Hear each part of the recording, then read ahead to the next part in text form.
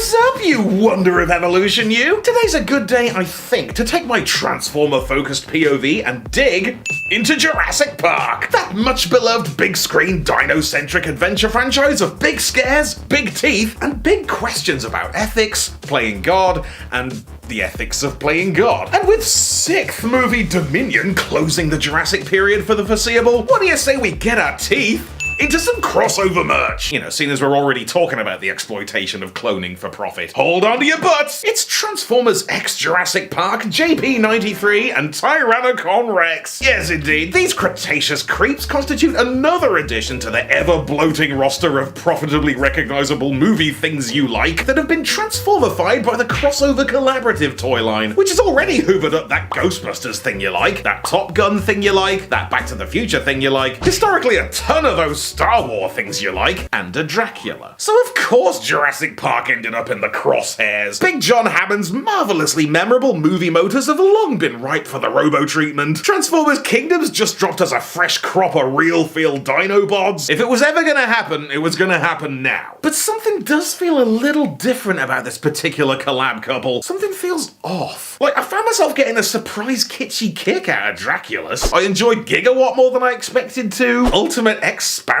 was entertainingly hopeless. But this one kinda makes me sick. There's a certain fog of cynicism to it that I just cannot pull my head out of. I mean, part of it's the price tag, obviously. The set retails for like 120, 115 quid, which is a meaty markup on the perhaps 75 bones worth of product in it, and its whole aura just comes off so smug and self-satisfied. Like, they so obviously thought it'd sell itself through pure pop culture presence power, so it wouldn't matter what actually ended up in the package.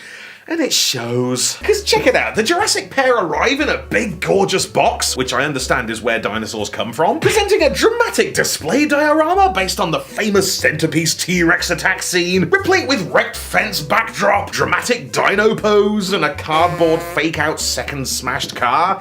Bit cheeky. Along with a ton of JP theming, you got the concrete and the torches of the massive showboaty gates, warning signs, tropical foliage, and a tongue-in-cheek dramatic setup for the robot clash that reads like it kind of knows how redundant it is. Oh no, the dinosaurs escaped! Look out for the dino— You don't care. Oh, Mr. DNA, where did you come from? So it definitely captures the vibe of the park as a big money bulldozer obsessed with its own branding. Cause no robot mode pics, I noticed. Isn't that a pretty wild oversight? Like, sure, you could just pull out your phone and Google it. It's not actually 1993. But like, for a big ticket £100 plus purchase, wouldn't you at least want to know what you're buying at a glance? Are we really gonna forego the basics of toy packaging for yet more franchise iconography? Do you remember the ripples? Do you remember the water? Do you remember this iconic big screen moment? Yes, everybody does. What am I buying? I don't know, there's just a creeping dismissiveness to it. It sets off my bullshit detector, you know? And it really comes through on the character names. I mean, JP93? I wonder what that means. It's not a good robot name, is it? And like, Tyrannocon Rex?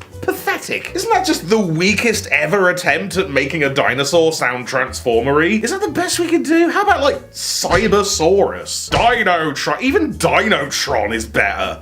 And that sucks. This is the kind of effort level we're working on here. It immediately lets me know where the set's priorities lie, and it ain't in the details. It's all about brand recognition, baby. Patented it and packaged it and slapped it on a plastic lunchbox. It's just jarring to me that a set this high profile wound up with such lackadaisical copy. All I'm saying is, give me a job. Anyway, now we've worked through the moralizing setup, let's bring on the dinosaurs. Yes, mate, we have a T-Rex.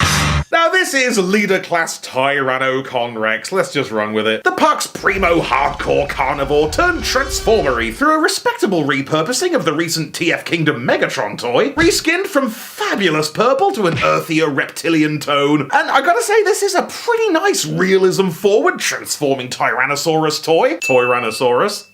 Oh my god, BRB renaming the channel. That is, it's not properly massive like a dedicated, straightforward T-Rex toy would be, but it ain't bad. It's a hearty enough handful, scaly and serious, dense with the weight of its internal mechanics, definitely dealing a decent degree of deadliness, because the finish of this bipedal bite bastard is bang on, with an alligator-esque, naturalistic, leathery rumple bringing a wonderful sense of texture, finished with subtle spine stripes, ostensibly to echo the 93 JP Rex figure, maybe. body, and it's amply articulated in all the right spots. The head and neck pull off a wonderful Tyrannosaurus flex. The pelvis is packing some rigorous range. Like, the pivot's actually in the center of the drumstick, and this flesh lump kind of orbits around it on an internal rail.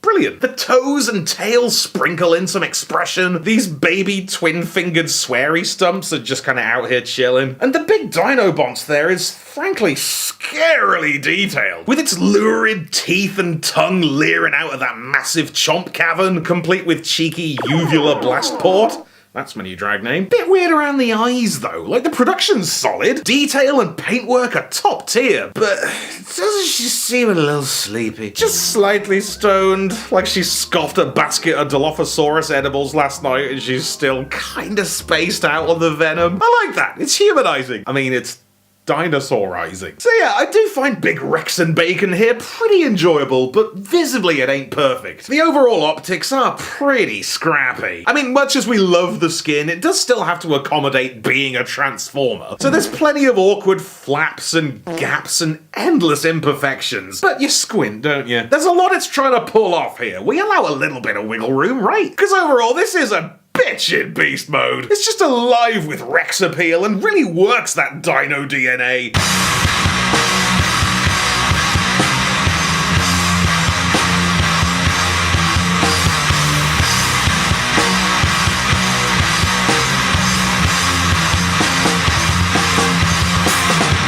Pretty much a straight repaint, Big Rexy Sale here borrows the Beast Wars Megatron transformation, which the Kingdom figure gleefully reproduced in all its explosive asymmetrical majesty, with the robotic torso dramatically erupting forth from its cocoon of synthetic skin, either end of the dino forming longitudinal limbs, and the hips heaving heavily inward to complete this savage Robo-Rex. And behold the Big Rexecutioner's surprisingly lithe bot form, which very much comes off like a robot emerging from its disguise. Almost like we caught her halfway through taking off her raincoat, the back of it hurriedly bunched up like a rucksack, sleeves drooping off the wrists. But the robot-y bits of the robot definitely pack a toothy punch. Like, doesn't something about this just feel so vicious? The body's broad and brutally barbarian-esque. Those mechanical thighs are sickeningly slender and strong, and that oddly insectoid head is just frighteningly fierce, landing somewhere between Starscream and Grimlock and Tarantulas and, like, Venom. And sis do be serving in a Dinobot-y deco and thigh-high reptoid fetish boots. But the plainness of the paint job does kinda clue me in that this mode was something of a secondary concern. Like, next to Megatron's proud purpley paint job, even next to her own meticulous dino shading, this basic-ass red and black feels hastily half-assed. Just two flat colours, no badge. It's giving that'll do. And I'm sure you notice these flaps here won't quite fold back. They do on Megatron, piece of piss. But I feel like the skin's gonna separate from the shell before it folds away properly. Spared no expense. And this might just be my own bias, but I'm not sure if this weird asymmetrical head-hand freak machine is gonna hit right with a crossover audience. You'll know me, I love Transformers. I'm in it. And it really took me a minute to get over my initial on-site distaste of this genre of body type. I don't know if distaste is quite the right word, but it's wacky, right? It's knowingly wacky. One hand that's just a full Tyrannosaur head, the other draped in loose-fitting dino skin with like a makeshift earthworm tail pincer. It's very action figure, it's very Kenner, and I don't know how good an entry point it'd be for a casual collector,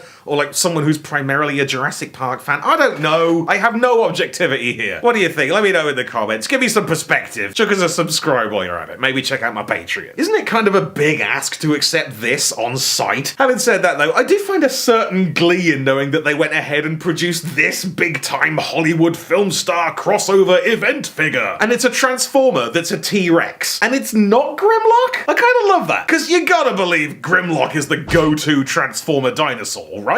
For the general reader. There's even been a current generation Grimlock figure kicking around, like really recently. It's the right size class, it's arguably more accessible, the mold probably isn't even cold yet, but it is also very outwardly a cartoon robot from the 80s. And when you think Jurassic Park, that ain't the vibe. And it would have taken so much work to get this thing looking like an animal. Same deal with Movie Grimlock. That guy grossed $1 billion, but it's just not a good fit. So it does delight me that Beast Wars Megatron got a big movie moment in the limelight. Tell you what, while I've got you, why don't we, Monthly Megatron. May not actually be monthly. Yes. Yes. Yes. Yes. Yes. Yes. Yes. Yes. Yes. No! No! No! No!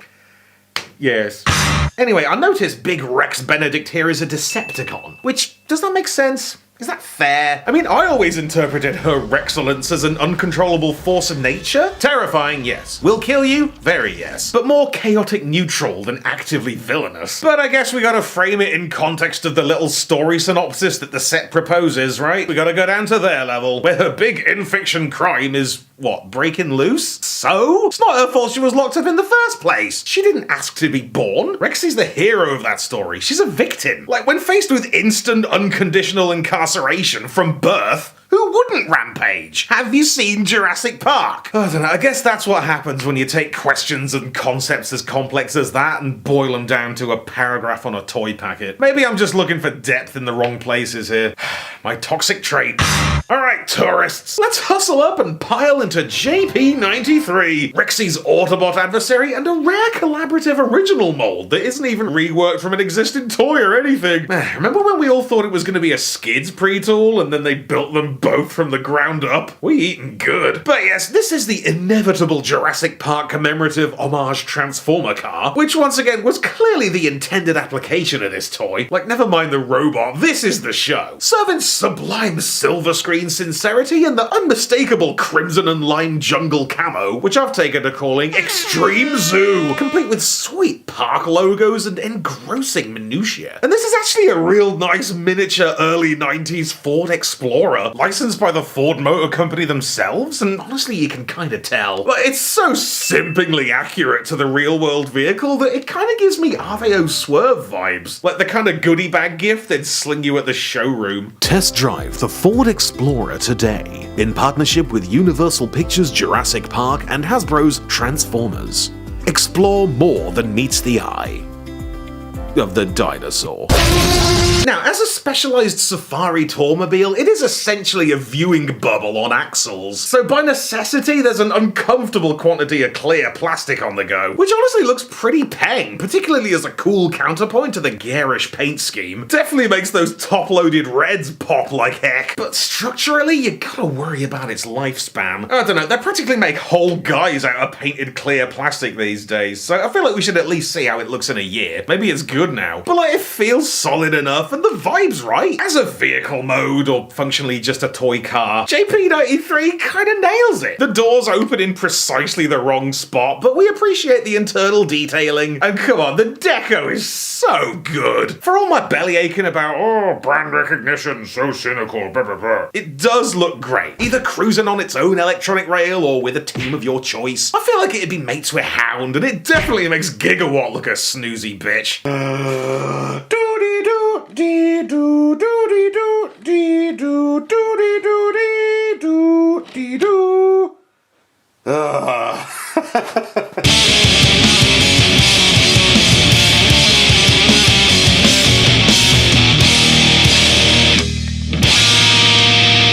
Transformation's gotta be about as far from Tyrannocon as it's possible to be, in that it's entirely predictable and contains precisely zero surprises. I mean, it's functional, easy, intuitive to the point of being idiot-proof, and that's not a bad thing, but the coolest part is when the foot flips over. And it's not that cool. Oh look, same flap. And I suppose the robots are passable enough, deluxe car former. Probably the easiest thing it's possible to be in all of Transformers. Not a bad thing, again, but aim higher. Because the experience of Jake Paul 93 here is predominantly a novelty. Both in that it's a transformer of the Jurassic Park car, isn't that crazy? And also because it's not a reworking, as the crossovers usually are. It's an all-new Autobot guy, and that is genuinely refreshing. But it's still very much a trad stock character body type, with that classical hood, chest, door wings deal, which, yes, it's played out, but honestly, it always works for me a little bit. It's like toast, you know? A bit boring, but I still want some. And it's kind of cool, man. It's so fun and chunky, looking fresh and lively in that mad-ass lime shell suit, rocking the tiger stripes and the JP logo where you'd expect an Autobot badge, dripped up with the shades and the just barely functional light piping. It's got a hat on, it's cool. This is cool. But sadly, in line with the theme of the set, there's so much about this that feels scrappy and approximate. The arms are uncharacteristically plain, just flat black with naked ball joints, like default protoform arms that haven't developed a personality yet. The wrists idle at a weird angle, and the feet are arguably worse. Like, I kind of love the upper legs with the little black booty shorts and the almost comically chunky knees, but the feet are an absolute state. They're just like the entire back end of the car with a bit of a crease in it, which I suppose in a way could be very evocative of the G1 spirit, but that's not how it comes off at all. It just looks like they didn't finish designing it. It has the energy of a rush job, and honestly it would kind of track, because I'm still bumping up against that name, man. JP93. Well, I get what it means. An idiot would get what it means. It's clearly to commemorate the year Jordan Peele started high school, probably. I mean, at least it's not Dr. Alan Grant-atron, but we can have some fun with it. Sam Neill Jack, Laura Dern Shift, Jeff Goldberg, I got loads of these, Swindelli Sattler, Robot Muldoon. More importantly though, I feel like the name JP93 misses the point. I guess it tenuously works in universe. Those Jeeps are all numbered like that, right? JP something something, but this ain't one of those. This is a tour car. This is an automated tourist trolley with less agency than a friggin' Dodgem. This is the world's slowest and bitiest roller coaster, and it's weird to me that they characterized it as an emergency responder. Do we think maybe they started work on the grey and red Jeep and then there was a change of plan? Because both the name and the bio would be better suited to that Jeep. There was an iconic scene with the Rex and one of those, right? With the chase, must go faster, must go faster. At least the grey Jeep could fight back, it could run away, and the bot we did get was so unrefined. So did they actually start working on the Jeep and then switch tack? And then simply forgot to revise its personality? Or worse, didn't think it'd matter? Or didn't think we'd notice? Because the Jeep's not as iconic, is it? Is it? I feel like it might be, but it's not customer facing. We need this bright and brash livery for more immediate marketability. But my favourite part is that this is car number 4, which is the one that the kids and the lawyer were riding in. You know, the one that got trashed by the T-Rex? This is a gag, right? They must have done that on purpose. Because if we approach this dinosaur and this car on their own terms, JP93's already lost. This is an action figure of hubris. Just like the park itself, just like Muldoon with his posturing and his shotgun and his big boy hat, JP93 is destined to die. Doomed to be overwhelmed by the creature it has no business trying to contain. So I suppose this is actually the most perfect crossover yet. It really seems like the creators barreled in with inherited clout, did a passable job but didn't finesse the details, jacked up the price and found themselves with a clone dinosaur and an unfinished theme park ride, contained within a short-sighted commercial venture so high on its own farts that it couldn't see the jaws of defeat closing in until it was already getting ate, impaled on the Triceratops horns of shelf warming, deep discounts and mid-reviews. But if we really drill into the bones of it, I think my discomfort with the set comes from how I don't feel like it respects me. I don't feel like it's involving me in the Jurassic Park experience somehow. It's just showing me it and expecting praise. I'm not the ice-cool, quick-thinking paleontologist here. I'm just a punter. They don't care about me. I'm the one the bigwigs are mocking. I'm pterodactyl fodder. We'll have a coupon day. That's you. They're talking about you. Maybe it ain't that deep. But for me, this is the distillation of all the nibbly things that bug me about the crossover line, with very little of the creativity and surprises that sustain me about it. It's very much a product, saturated with bravado and compromise in all the wrong places, and it makes me feel shitty. A bit like every Jurassic movie after the first one. The ingredients are there, but it comes off weirdly shallow and mean-spirited, and I just thought it'd be better. Tell you what, if this is actually a Lost World crossover, they nailed it. Oh, you want dinosaurs? Yeah, here's your bloody dinosaurs. JP93 and Tyrannocon Rex are a reminder that sometimes I'm the 6-foot turkey, the 5'10" 5'8". I'm 5'8". I'm very small. I'm a very small turkey. Look, I'm not here to tell you that Rexy's Midnight Runners totally suck. The toys are alright, but it's not as good as it thinks it is. And it's certainly not as good as it thinks I think it is. Passable as it may be, it ultimately goes down like a cocktail of enough visible corporate greed and cold misplaced arrogance to make Jurassic. That's all I got. Catch you at the Raptor Party!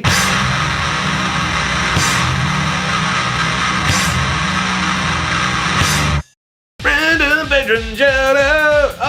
Okay, wow, that one took a hot minute. Thank you for sticking with me from the dawn of time to the end of the Cretaceous era. Here's hoping life finds a way to the subscribe button. And a huge patron shout out to Clint Brown. Thank you, mate. Catch you later, Waspinator.